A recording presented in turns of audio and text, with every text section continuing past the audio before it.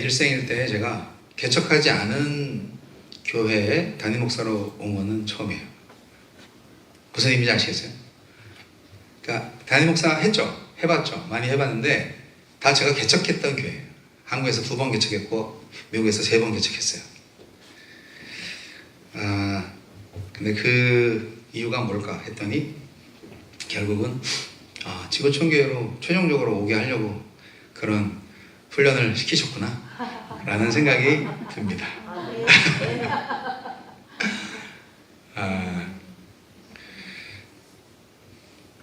여하튼 하나님께서 저를 왜 지구촌교회로 불러주셨을까 고민 많이 했는데, 그래서 왜 이런 말씀 드리냐면 제가 개척하지 않은 교회 성도님들은 일단 물이 다르잖아요. 그러니까 뭐냐면 이제 어쨌든 제가 이방인처럼 이렇게 외부인처럼 처음에는 올 거 아니에요. 근데 이제 그리고 이제 23년 동안 뭐 중간에 한 1년 9개월 딴 분이 계셨지만 어쨌든 23년 동안 권석현 목사님이 개척을 하셔서 지금까지 쭉 이끌어 오신 교회인데, 권석현 목사님의 스타일과 색깔이 당연히 있겠죠. 근데 이제 그게 본질이 달라지는 건 아니지만 그래도 비본질적인 이 문화적인 차원에서 우리가 이질감이 생기거나 저건 아닌데 뭐 이런 생각이 들면 얼마나 힘들겠어요. 최대한 이제 갭을 줄이고 이질감을 줄이고 서서히 이렇게 저도 적응하고 여러분도 적응하고 그런 시간을 만들기 위해서 권 목사님하고 얘기를 나눌 때 공동 담임 목사제로 당분간 좀 있자. 6개월이든 뭐 1년이든. 그래서 이제 그게 맞아서 그렇게 하시죠. 네. 이거는 2가지예요. 예. 저한테도 과연 잘할 수 있을까? 과연 맞출 수 있을까?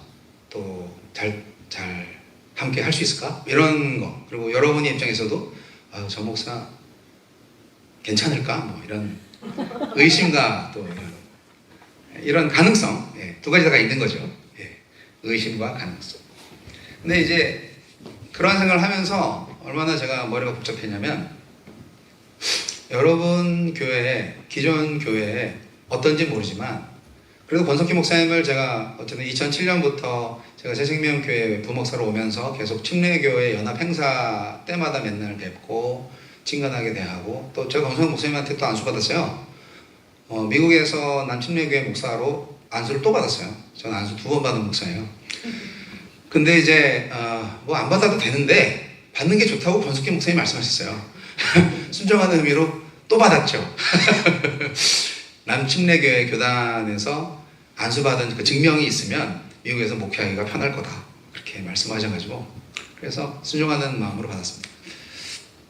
저는 원래 이제 장로교 통합 측에서 신앙생활 처음 시작했고요. 그리고 신학대학을 처치 오브 크라이스트 교단의 그리스도 대학교라는 학교로 갔어요. 미국의 처치 오브 크라이스트는 굉장히 큰 교단인데 굉장히 보수적인 교단이에요. 그래서 우리 침례교회도 굉장히 보수적인 교단인데 거긴 더 끔찍해요. 예. 그래도 그 학교를 잘 졸업하고 거기서 안수 받았거든요. 여하튼 그런 차원에서 저는 신학대학 다닐 때 침수 세례를 받았습니다. 장로교인은 약식 세례 받잖아요. 스프링클 하잖아요. 근데 우리 처치 오브 크라이스트에서는 그 약식 세례를 세례로 인정 안 해요. 침례만 인정해요. 재밌죠? 성경을 읽을 때 세례로 읽어요. 그런데 침수 세례만 인정하고 그거를 구원의 조건으로 또 생각해요. 그건 좀 심하지 않나? 우리 침례교회에서는 그렇게까지는 안 해요. 예, 그냥 기념이고 순종의 의미로 침수 세례를 인정하고 그걸 성서적인 거다 라고 해서 우리가 받죠. 그런데 그리스도교회에서는 세례 안 받으면 구원 없어, 그렇게까지 하는 굉장히 고지식한 그런 가르침이 있는 교회였어요. 그래서 계속 버틴게다가 학교 때려치려다가 역시 교수님 말씀 듣고 그 당시에도 교수하면서 이제 담임 전도자로, 거긴 전도자라고 부르는데 전도자로 있는 그 교회에서 크리스마스 이브 날 거의 냉탕이죠. 약속몰이죠. 거기 이제 침수제를 받았죠. 얼어 죽는 줄 알았어요. 그런데 이제 그때 알았어요. 진짜 죽었다가 살아나는 느낌이 이런 거구나. 역시 성경적인 게 좋네, 이런 마음이 들었어요. 그래서 신학대학을 때려치지 않고 결국은 졸업을 끝까지 하고 이제 나중에 안수를 또 받았죠. 그리스도교회 안에서는 안수받은 자들과 안수 안 받는 자들의 두 그룹 이상이 있어요. 여긴 전도자 그룹이라고 하고 여기는 목사 그룹이라고 해요. 그래서 안수도 성경적인 게 아니야 하면서 우리는 에반젤리스트로, 전도자로, 성경이 목사가 어디 있냐? 전도자는 있으니까. 그러한 여러 가지, 그런 건 좀 나중에 얘기 드릴게요. 너무 오늘 목사님이 안 계신 상태에서 처음 설교하다 보니까 떨려가지고 제가 여러 가지로 좀 혼합된 얘기를 좀 두서없이 드리는데 이해하시고요. 그래서 여차저차해서 남침례교회 목사로서 장로교, 그리스도교회, 그리고 침례교회 보수적인 교단으로만 이렇게 돌아다녔지만 문제는 제가 찬양은 또 순복음 스타일이잖아요. 기도원에서 하면서 제 멘토는 하늘산 기도원 상위 용사 집사님이셨어요. 그분이 누군지는 몰라. 이천성 목사님도 다리가 하나 없으신데 그분도 다리를 저으시더라고. 근데 와, 눈이 그냥 불타오르는 것 같아. 1시간 동안 찬양하는 거 경험하신 분 알겠지만 너무 뜨거웠어요. 모르는 찬송이지만 뭐 10번 20번 부르면 다 외워지잖아요. 하늘산에서 얼마나 은혜를 받았는지.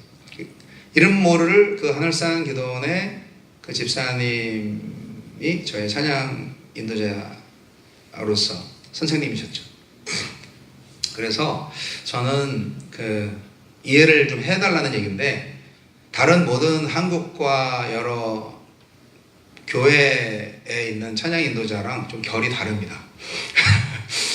그렇다고 제가 뭐 기도원 스타일은 또 아니에요.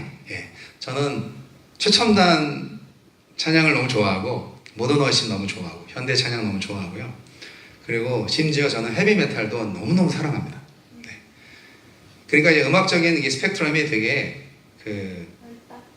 넓어요. 넓고 이제 깊고 그리고 또 피키합니다. 하지만 이제 찬양 인도를 하는 입장에서는 최대한 성도님들의 니즈를 맞추려고 하죠. 왜냐하면 거기에 맞추는 것이 찬양 인도자의 사명이에요. 그래서 제가 싫어하는 복음성가 많거든요. 하지만 사랑하면서 찬양합니다. 그래서 그렇게 하니까 굉장히 성도님들이 은혜를 많이 받으시고 그리고 저도 이게 목회구나 하는 것을 깨달았어요. 그게 이제 2007년, 2008년부터 2012년까지 새생명교회에서 예배 목사로 있으면서 여러 가지를 경험했던 부분입니다. 그러나 그렇다고 발전이 없으면 안 되겠죠. 그래서 오늘같이 그 Holy Forever라는 이 찬양은 처음 들으시는 분들이 있을 텐데, 여하튼 3년 전에 미국에서 나와서 미국 전체를 히트친 그런 크리스 탐린이라는 걸출한 워십 리더의 송이기도 하죠. 왜냐하면 새 노래로 찬양하라고 시편에서 말씀하셨잖아요. 우리는 더 나아가야 됩니다. 그래서 그 더 나아가야 되는 차원에서 오늘 처음 찬양은 좀 뭐 저런 찬양이 있지? 그런데 여러 번 하면요, 이 맛이야 하면서 굉장히 이 찬양 속으로 빨려 들어가는 느낌을 받으실 수 있어요. 저는 혼자 찬양하면서 정말 눈물 콧물 다 흘려요. 귀한 예배를, 정말 좋은 예배곡을 주셨구나, 이런 생각들을 많이 하게 됩니다. 찬양 인도할 때는 긴장하고 여러분들 인도해야 되니까 사실 예배 드릴 때 저는 은혜 못 받습니다, 솔직히 말해서. 그러나 여러분들 가운데에서 임하시는 성령 하나님을 경험하면서 감사한 마음을 갖고 그리고 기분이 좋아지는 건 사실이죠. 근데 흔히 제가 회중석에서 예배할 때처럼 받는 은혜는 없어요. 왜냐면 박자 맞춰야지, 음정 맞춰야지, 누가 틀리지 않나 들어야지. 이런 거 저런 거 다 생각하다 보면은 이거는 방송실에 있는 우리 김경희 집사님 아실 거예요. 이건 하다 보면은 은혜 받을 수가 없어. 언제 이것도 넣어야지. 틀리면 안 돼. 그런 거잖아요. 똑같아요. 예. 인도자도 똑같아요. 그래서 이 찬양인도 할 때 자기 노치에 빠져버리면 찬양인도 끝난 거예요. 인도자는 인도를 하셔야 되는 거예요. 무슨 말인지 아시겠죠? 그러니까 제가 평상시에 찬양과 또 인도할 때와 회중석에 있을 때는 좀 많이 다르다 하는 걸 좀 아셔주셨으면 좋겠고, 오늘 찬양 어땠나요? 감사하죠? 네, 정말 감사해요. 근데 뭐 여러분들은 사실 어떤 찬양을 갖다 놔도 좋다고 그러실 거예요. 너무 지구촌교회 성도님들은 착하셔가지고, 그래서 그 사랑을 힘입어서 오늘 이제 설교를 하려고 합니다. 오늘부터 제가 선교적 교회 시리즈 설교를 하려고 합니다. 이 미셔널 처치, 더 미셔널 처치라는 이 말은 30년 전에 나왔는데, 35년 전쯤 처음 나왔는데 아직 영어 사전에 등재되지도 않은 그런 단어예요. 그런데 이 선교적 교회가 결국은 성경적인 교회고 초대교회고 신약교회라는 것을 발견했어요. 그래서 저의 그 목표는 분명합니다. 우리 지구촌교회가 선교적 교회로서 재탄생해야 된다 라는 생각을 갖고 있어요. 여러분, 앞으로 이 시리즈 설교는 앞으로 저희 4주 동안은 제가 연달아 설교를 할 거고, 그 다음에 권 목사님 오시면은 중간중간 섞어서 이제 격주별로 설교를 하게 될 건데, 어쨌든 시리즈 설교는 제가 이거 한 8번 정도 할 거예요. 그러면서 곰곰이 생각해 보시고, 그 다음에 중간중간에 질문도 좀 하시고, 그래서 좀 정말 디스커션 하면서 정말 이거 맞냐? 이거 맞으면 이거 이제까지 왜 안 했냐? 그럼 우리 이거 할 수 있냐? 그럼 이거 하려면 어떻게 해야 돼?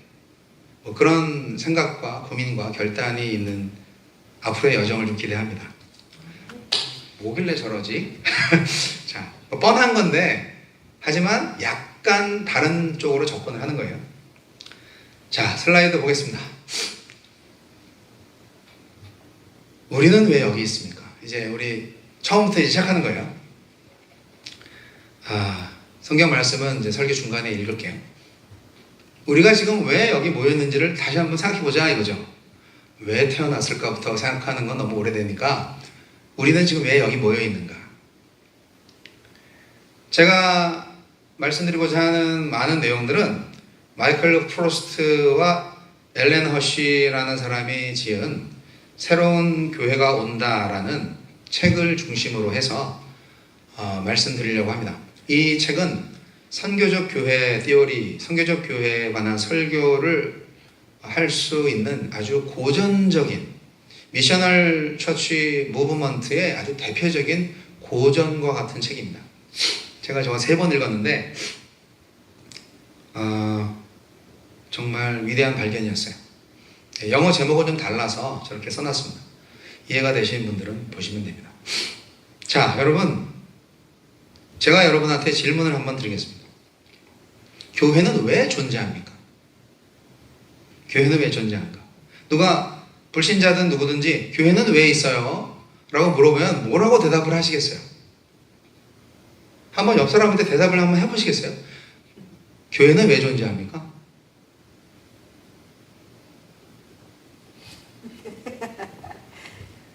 우리는 왜 교회에 매주 옵니까?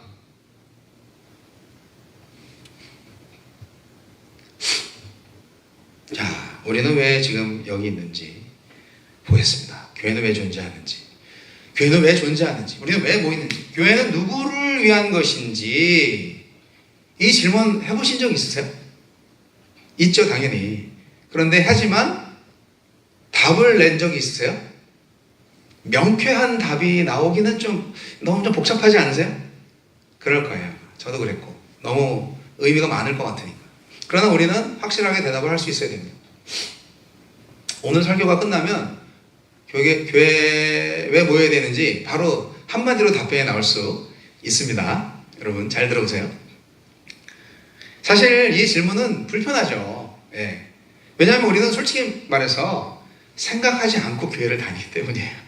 오랫동안 교회를 다녔기 때문에 생각 안 하고 교회 다니죠. 그렇죠? 우린 너무 익숙해요. 예배드리고 찬양하고 설교 듣고. 그런데요, 이게 교회의 목적입니까? 다? 예배는 목적인가? 당연히 목적이 그럼 아닌가? 아닌 건 아닌데 모임은 정말 본질적인 걸까요? 우리는 혹시 습관적으로 신앙생활을 하는 건 아닐까? 우리가 정말 본질을 놓친 거는 아닐까? 이러한 생각을 해보는 거죠. 오늘 한번 옆구리 찔러보는 거예요.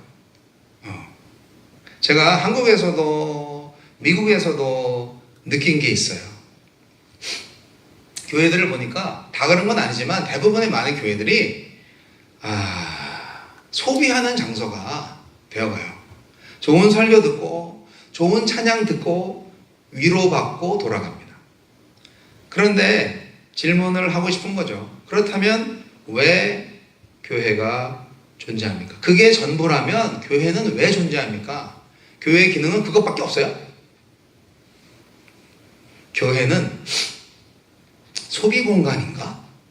정말 잘 생각을 해보자고요.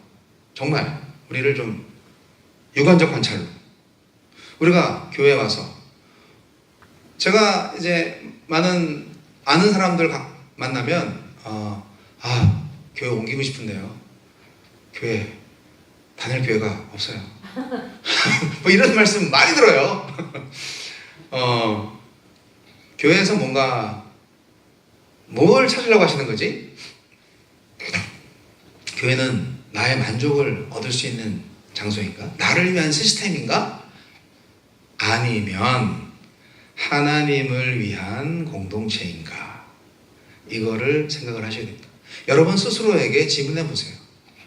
여러분의 교회가 나를 위한 목적으로 지금 생긴 거야? 지구촌 교회가 나를 위해 있어 야요? 아니면 내가 하나님을 위해서 교회가 된 것인지. 벌써 답은 제가 말씀드린 건데 여러분 이제 본문을 읽어보겠습니다. 잘 안 보이네. 읽었어야 돼. 말씀이 주면 읽었어야 돼. 일어나십시오. 자, 오늘의 말씀 같이 읽어볼까요? 자, 요한복음 20장 21절 시작. 예수께서 또 이르시되 너희에게 평강이 있을지어다. 아버지께서 나를 보내신 것 같이 나도 너희를 보내노라. 아멘. 네, 앉으세요. 자, 아버지께서 나를 보내신 것 같이 나도 너희를 보내노라. 이 말씀 기억하시나요?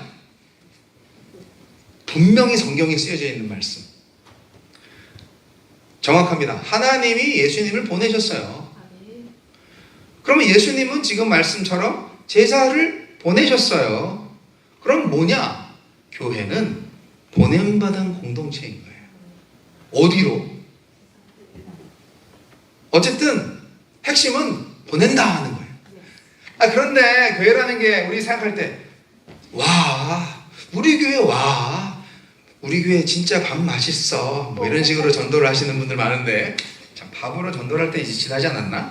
하여튼 요즘 군대도 초코파이 절대 안 통합니다. 초코파이 그까짓 거 뭐 병장 월급이 150만 원이에요. 그래서 PX에 다 있어요. 웬만한 간식으로는 안 돼요.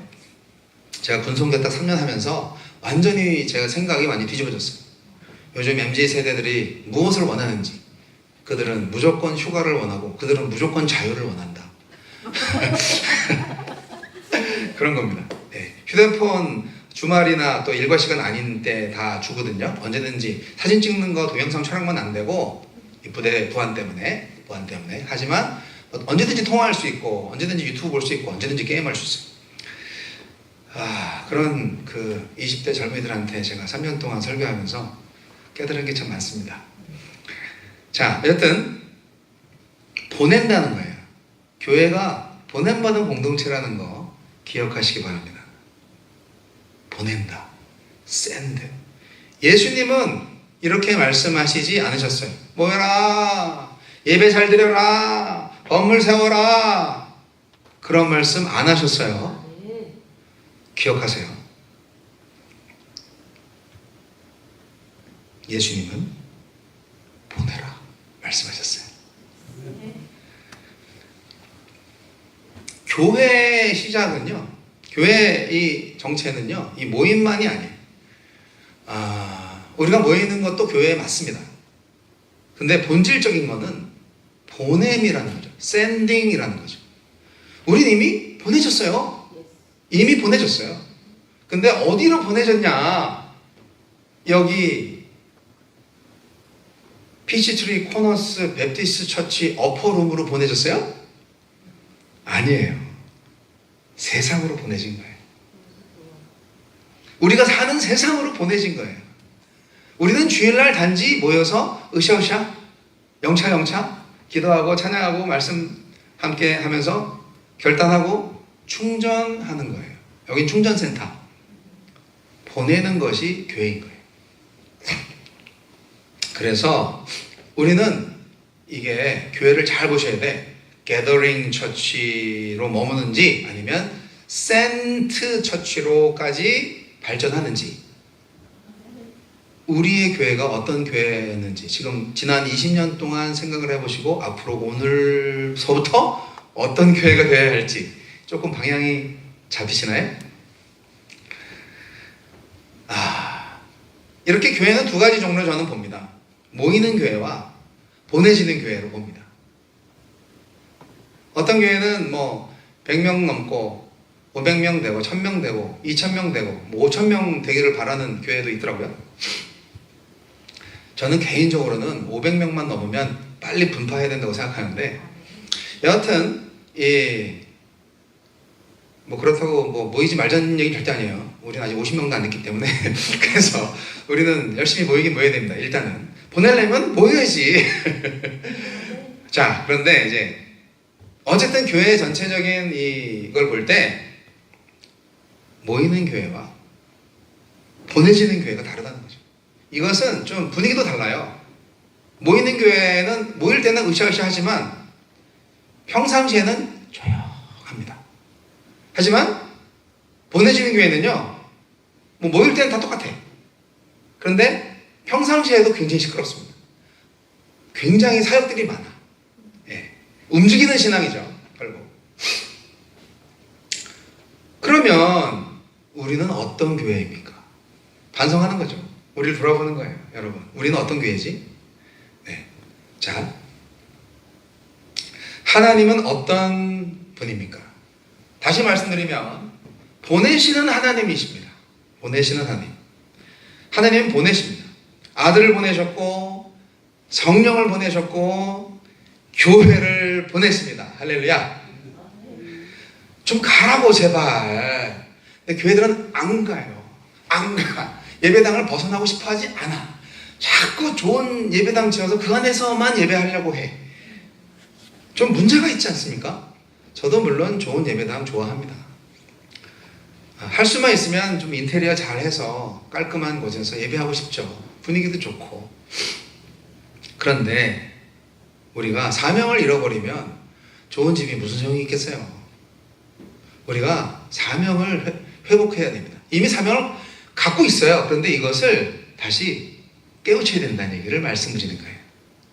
우리가 그 사명 안에 있어요. 저와 여러분의 마음속에 예수님이 살아계신다면 예수님이 세상으로 보내진 그 이유, 그 사명이 우리한테도 지금 있는 거예요. 그거를 좀 깨워보세요. 네. 마이클 프로스트는 책에서 강하게 말합니다. 교회는 선교를 하는 기관이 아니라 교회 자체가 선교다 라고요. 그래서 선교적 교회라고 말씀드리는 거예요. 선교적 교회는 선교사 많이 보내는 교회가 아닙니다. Mission is identity. 그러니까 미션 자체가 정체성이에요. 우리는 숨을 쉬는 그 자체가 선교적 교회인 거예요. 우리는 선교적 정체성을 가진 사람들이에요. 이거를 체감하기에는 좀 시간이 걸릴 거예요. 네. 계속 오늘은 이제 첫 발자국이니까 계속 나아가 보겠습니다. 교회는요, 사실 활동이 아닙니다. 교회는 존재예요. 존재 자체. 예수님이 뭐 말씀 안 하시고 가만히 앉아 계시고 그럴 때 예수님이 아닌가요? 예수님이죠. 우리도 마찬가지 아닙니까? 코 골고 잠자고 있어도 아유 내 남편 맞지. 똑같죠? 존재 자체가 그 사람의 정체성을 의미합니다. 교회도 마찬가지입니다. 선교는 프로그램이 아닙니다. 선교는 삶이에요. 우리의 삶이 선교적이어야 한다는 것이 선교적 교회의 본질입니다. 교회는 선교 활동이 아닙니다. 교회는 선교 존재고 프로그램이 아니고 선교 역시 정체성이라는 것을 아셨으면 좋겠어요. 그래서 선교사 뭐 얼마씩 매달 후원하고 우리가 선교사를 또 파송하고 이런 것만 선교라고 생각하시는 생각을 조금 바꿔서 그 사역도 중요하지만 실제로 1세기 초대교회는 사람들 자체가 선교적이었어요. 모두가 다 선교사였어요. 마이클 프로스 책에서 이런 이야기가 나옵니다. 한 교회가 선교에 정말 열심히 했어요. 예. 단기 선교도 많이 가고 헌금도 많이 하고 그리고 각종 프로그램 무진장 많았대요. 하지만 질문합니다. 그럼 그 교회는 평일날 뭐 하는가? 주일날에는 열심히 활동하고 모이고 그러는데 평일날에는 뭐 하지? 결론, 아무 일도 일어나지 않는다. 주일은 바빠요. 아주 주일만 정신없죠. 아이들 주일학교 보내고 여기서 저 번쩍 여기서 번쩍 그냥 2층 아래층 지하 쿵탕쿵탕. 제가 새생명교회 때 그랬어요. 정말 바빴어요. 그러니까 우리 한국 목사님들 월요일날 쉬잖아요. 미국 목사님들은 절대 월요일날 안 쉽니다. 미국 목사님들은 주말에 쉽니다. 그렇죠? 목요일까지 다 일해놓고 금요일도 일 안 해. 우리 여기 교회요. 금요일날도 일 안 해요. 출근 안 하시더라고. 토요일은 당연히 문 걸어 잠그고. 우리 한국 교회는 어때요? 주말 되면 정신없잖아요. 금요일 밤부터 진짜 바빠. 그래서 식사 준비, 청소 우리 다 해. 아이고. 성도님들은 주중 내내 일하시고 주말에 또 이렇게 봉사하고 주일 하루 종일 주일학교에서부터 그냥 끝까지 성가대 뭐 청소 주방까지 싹 다 하고 그럼 녹초가 되죠. 그러면 다음날 또 월요일날 지옥의 월요일이 도착되는데 그러면서 목사님들에 대해서는 약간 좀 반감을 가지고 있지 않았을까? 목사님들은 주일날 피곤하다고 월요일날 쉰다고 한국의 교회들이 그렇다고 그래서 뭐 문제가 있긴 있다 이거 제가 미국에 안 왔으면은 영원히 몰랐을 거예요. 자, 평일날에는 뭐 하시냐고. 그 교회가 정말 선교 열심히 하는 교회가 평일은 조용해. 선교는 이벤트입니까? 그러면? 아니면 삶입니까?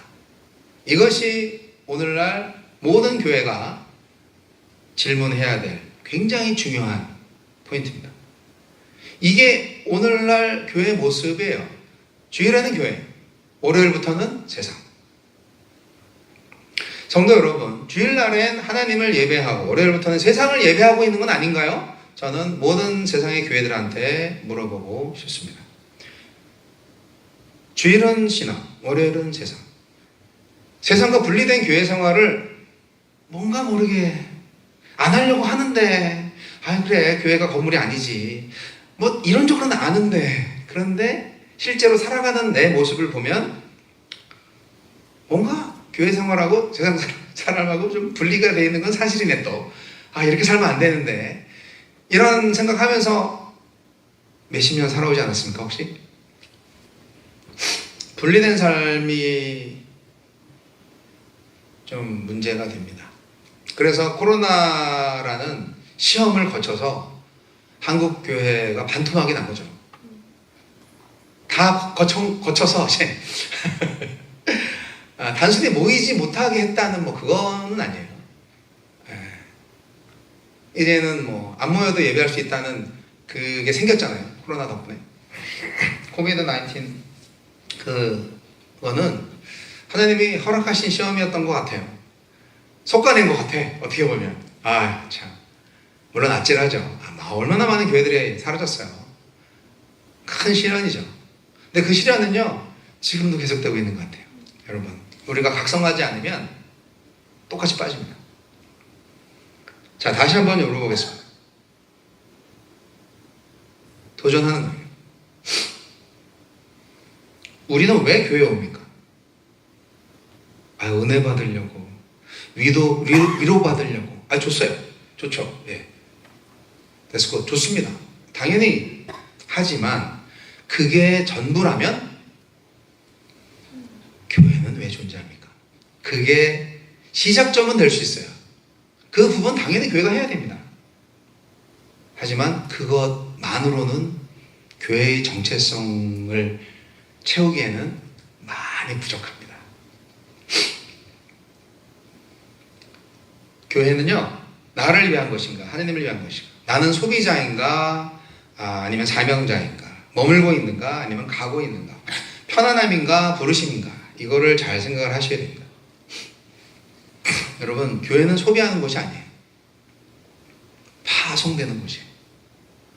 그래서 우리가 형식적으로 그렇게 하지만 실제 내용적으로 그래야 돼요. 우리가 이제 축도 딱 끝나고, 제가 옛날에 있었던 교회에서는 축도 끝나고 교인들 다 뒤로 돌아. 문이 뒤에 있었거든요. 그래서 이제 뒤로 돌아가지고, 자, 이제 세상 속의 예배가 시작됩니다. 가서 복음을 전합시다. 그러면 전합시다. 그리고 다시 돌아서 이제 밥 먹고 친교하고 헤어졌죠.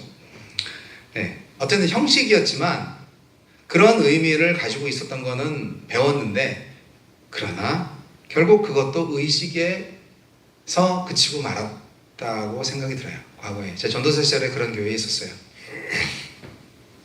그래서 저는 교회에 대한 생각 이제 다시금 새롭게 해봐야 된다, 그런 말씀을 드립니다. 교회가 충전소라고 되어 있잖아요.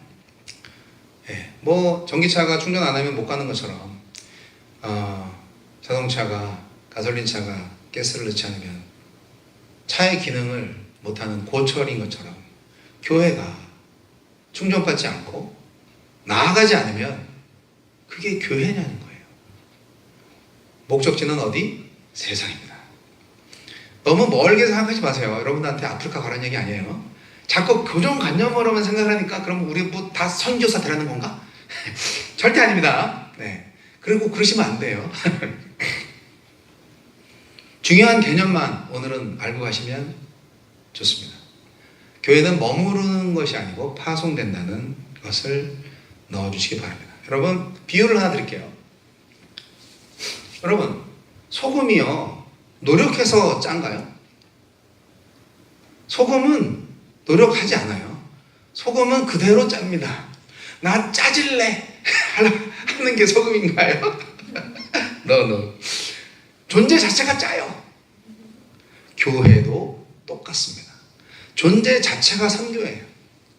여러분, 맛을 잃은 소금에 대한 예수님의 말씀이 있었잖아요. 소금이 맛을 잃었기 때문에 교회가 안 된 거예요. 우리는 소금으로 태어났어요. 당연히 소금이어야 해. 소금으로 계속 있으면은 우리는 예수님이 원하시는 교회가 되는 거죠. 이미 교회가 된 거죠. 그런데 맛을 잃어버린다니까? 그러면 버림받는 거예요.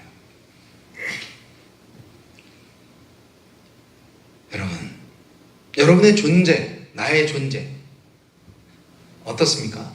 여러분 스스로를 쫙 보세요. 유체 이탈을 해가지고 여러분 자신을 한번 보세요. 난 어떤 존재인가? 여러분, 이제 여러분의 세상이 어딘지 한 세 군데로 말씀드립니다. 직장이 바로 선교지다를 말씀드린 거예요. 여러분, 일터가 있잖아요. 뭐 사무처에도 있을 수 있고. 직장이 선교지예요. 이 우연이 아니에요. 그렇게 되어 있어요. 초대교회가 그랬었거든요. 바울 사도가 왜 천막장사를 했겠어요? 왜 텐트 메이커를 했겠어요? 브릭스길라와 아골라가 왜 바울과 함께 그런 사역을 일하면서 했겠어요? 단순히 돈 때문일까요? 아니에요. 그 사업을 통하여서 선교적 교회로서의 사명을 감당할 수 있었기 때문이에요. 업이 같으니까 만났다는 거예요. 브리스길라와 아굴라가 바울을 어떻게 만날 수가 있었겠어? 근데 업이 같았대. 그래서 만난 거지. 최고의 선생님을 얻은 거잖아요. 그래서 나중에는 뭐 아볼로 같은 그 학자, 교수님까지도 가르칠 수 있을 정도로 이 엄청난 이 선생님이 되신 거 아니에요. 브리스길라와 아굴라가. 당연하지. 바울한테 배웠는데. 어떻게 만났냐? 같은 직업으로 만난 거죠. 그 매개체가 되는 거죠. 직장에서 만나는 거예요. 여러분의 제자가 직장에서 만나지고 길러집니다. 거기가 바로 하나님이 보내신 자리예요. 오늘도 때워야 돼. 그래야 월급 받아서 교회도 헌금하고 나도 먹고 살지. 이런 생각 하시나요? 아니에요. 정말 직장이 그렇게 힘드시면 옮기시든가. 한데 힘든 곳일수록 더 사명이 있을 수 있어요. 예. 잘 생각해 보세요. 이건 각자마다 다르니까. 예. 너무 힘들죠. 얼마나 힘들겠어. 하루 종일. 얼마나 힘들겠어. 근데 그곳에 사람이 있는 곳이잖아. 예수님도 계시잖아. 우리가 선교적 교회의 사명을 감당할 때 그곳이 교회가 됩니다. 직장이 선교지라는 사실을 여러분 뼛속 깊이 새겨놓으시기 바랍니다.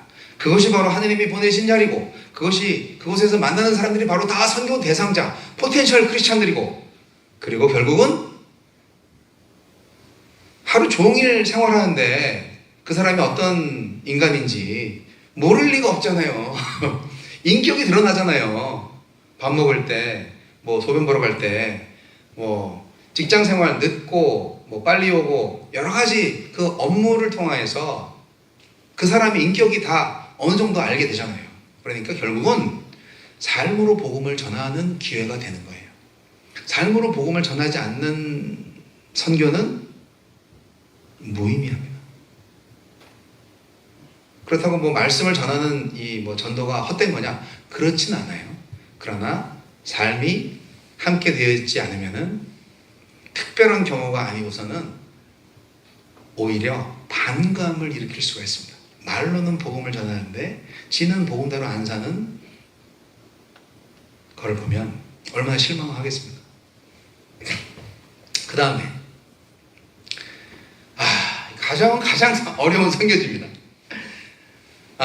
저희 친척들 중에서도 아직 예수를 못 믿는 분들이 있어요. 너무 많네. 안타깝죠. 가족은 가장 가까운 영혼인데 진짜 말보다 삶이 필요합니다. 전적인 사랑이 필요해요. 직장에서는 충분 이상 뭐 어느 정도 성실을 다하면 다 인정해주고 좋아합니다. 그런데 가족은 다르죠. 끝없는 헌신과 끝없는 사랑을 필요로 하는 가족들이 있어요. 어떻게 해요? 어떡하냐고. 그래도 사랑으로 전해야 하는 것이 가족 선교입니다. 여러분 아세요? 가정이 인류 최초의 선교 대상이고 또한 인류 최초의 교회였다는 사실을 아세요? 가정이 교회입니다. 저는 이거를 미국 이민 올 때까지 몰랐어요.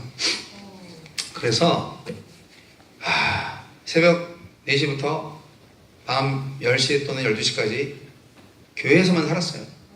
집을 돌보지 않았어요. 집안 꼴이 어떻게 돌아갔는지 몰랐어요. 네, 저랑 결혼한 분은 모든 걸 다 알죠. 그래도 그 목회자의 그 단점과 뭔가 좀 안 좋은 부분들을 가려주시느라고 지금도 고생하고 계시죠. 네, 저도 많이 부족합니다. 왜 똑같은 인간인데 부족함이 없겠습니까? 정말 부족합니다. 바울 사도가 오죽하면 내가 모든 죄인 중에 괴수라고까지 말씀을 하셨겠습니까? 저도 여러분들 가운데에서 정말 죄인입니다. 그러니까 은혜로만 사는 건데, 제가 미국 이민 와서 하나님이 가장 큰 교훈을 주셨다면, 저를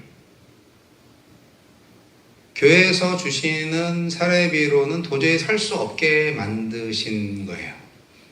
하나님의 선물이었어요. 그렇게 해야 네가 깨달으니까. 교회에서 사임하고 나서 사실은 뭐 사직을 당한 거죠. 근데 이제 1년 동안은 버텼어요. 그래도 마태복음 6장 33절, 먼저 그 나라와 그 의를 구하라. 그래야만 모든 것을 더하시리라 말씀하시니까 열심히 예배하고 열심히 찬양하고 기도하고 그러면 하나님이 다 채워주실 거 아닌가요? 그렇게 그 말씀을 이해하고 해석했어요. 1년이 지나도 이게 채워지지가 않아요. 조그마한 학원을 빌려서 개척을 했는데 그 학원에 감사원금 내고 10평도 안 되는 그 공간을 빌리면서 이렇게 감사원금 낼 돈도 없을 정도로 생활이 어려워졌고, 그리고 뭐 집 렌트비도 못 내서 쫓겨날 판이에요. 스트레스를 너무 받으니까 건강도 막 망가져가지고 막 혈압도 막 올라가고 엉망이 됐어요. 근데 이제 제가 미국 교회에 가서 말씀을 들어보니 그 마태복음 그 말씀은 먼저 그 나라와 그 의를 구하라, 이거는 예배당 안에서만 하라는 게 아니었어요. 모든 삶 가운데에서 하나님의 나라와 의를 구하라는 말씀이셨던 거예요.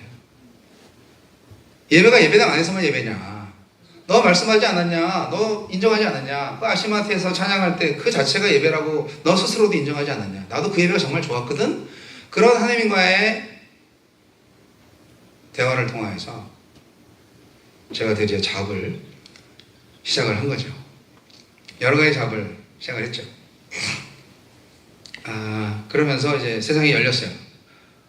성도님들의 어떤 일을 하는 어려움을 이해하는 것은 보너스고요. 제 스스로가 이게 하나님이 일터에 더 잘 계시네. 하나님이 이 세상 가운데에서 이 많은 세상 사람들을 보시고 함께 하시고 그들을 사랑하시네 하는 것을 보게 된 거죠. 좋은 경험이었다고 생각해요. 물론 많은 목회자들이 양방향이에요.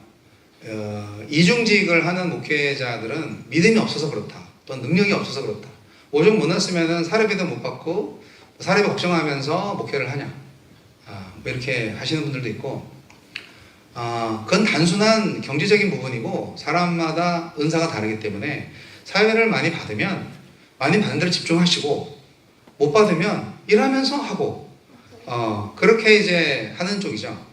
사실 요즘 이중직 목사님들이 한국에도 굉장히 많기 때문에 그래도 아쉽죠. 많은 일을 안 해본 목사님들이 꼭 그런 말씀 하시거든요. 일을 해본 목사님들은 절대 그런 말씀 안 해요. 그게 특징이에요. 여하튼 그래서 좀 이름 있는 목사님들 그런 말씀 하실 때 상처받죠. 저는 신학대학원에서 MDB 과정에서 한 6개월 정도 이렇게 실습을 좀 해야 된다고 생각해요. 아르바이트 하는 실습을 좀 해야 된다. 그래서 훈련이 좀 필요하다, 뭐 이런 생각을 갖고 있는데, 여하튼 너무 세큐로 많이 빠졌어요. 죄송합니다. 오늘 설교 좀 길어 죄송합니다. 자, 넘어갈게요. 가정 선교가 끝났으면 이제 일상 선교. 일상은 뭐 다 포함하는 거죠. 카페, 마트, 이웃, 모든 일상생활이 바로 하나님이 보내신 이웃을 만나는 자리입니다. 모든 공간이 사역지고요.